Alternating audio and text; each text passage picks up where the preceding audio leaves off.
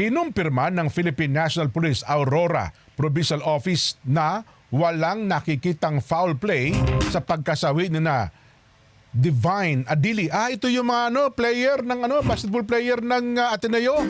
At saka ito pong si Rene Baterbonia sa isang drowning o pagkalunod. Nangyari po ang insidente habang sinasagawa ang basketball team ng Ateneo de Manila University ang kanilang team building activity sa isang resort sa nasabing probinsya. Batay sa mga ulat na nakala po ng pulisya, naglalakad ang ilang miyembro ng grupo sa mababaw na bahagi ng dagat nang bigla umanong mapunta ang dalawa sa mas malalim na lugar at tangayin daw po ng malakas na agos.